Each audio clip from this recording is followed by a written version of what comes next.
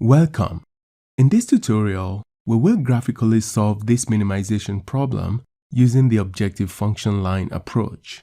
Note that the use of the graphical approach is limited to two decision variables. We start by finding points for the constraint lines. Let's label them C1 to C3 for reference purposes. For constraint 1, when x equals 0, y equals 2. And when y equals 0, x equals 6. For constraint 2, when x equals 0, y equals 5, and when y equals 0, x equals 2. For constraint 3, y is just always less than or equal to 4, irrespective of the value of x. In drawing the graph, note here that the highest value of x is 6, and the highest value of y is 5. And that is what tells us how far we need to go on the x and y axis. You can see that I went a little bit higher than 6 on the x-axis and a little bit more than 5 in the y-axis because I have the space. So drawing the line for the first constraint, we have the points 0, 2, and 6, 0, which we join to form the constraint line. For the second constraint, we have 0, 5, and 2, 0, which we also join to form the constraint line.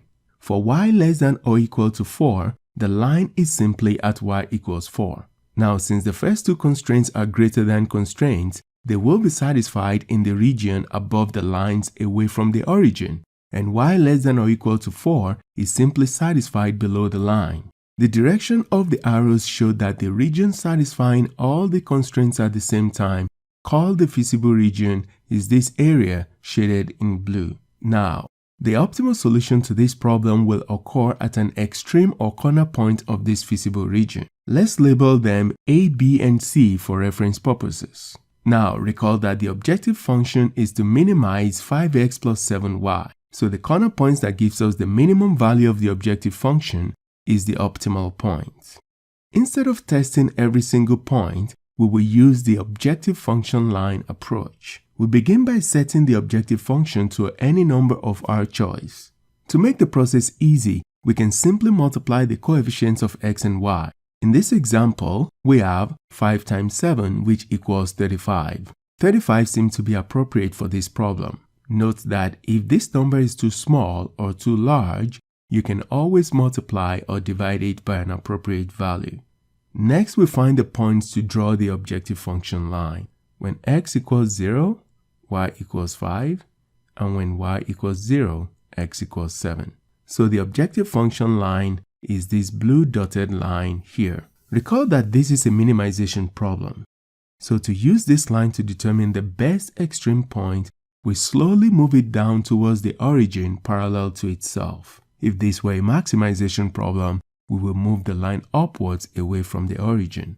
The last extreme point the line touches before leaving the feasible region is the optimal solution point. So let's slowly move the objective function line parallel to itself. You can see here that it passes A and C, so it is obvious that point B is the optimal solution point. We now need to solve the two lines that intersect at point B simultaneously to determine the coordinates at that point. Here are the equations. Let's use the substitution method. From C1, we can write x in terms of y to give x equals 6 minus 3y. We can then substitute that expression into C2, and that simplifies to 30 minus 15y plus 2y equals 10, which gives negative 13 equals negative 20, and that gives y equals 1.54. Substituting that y value in the x equation, we have x equals 6 minus 3 times 1.54, that is, x equals 1.38.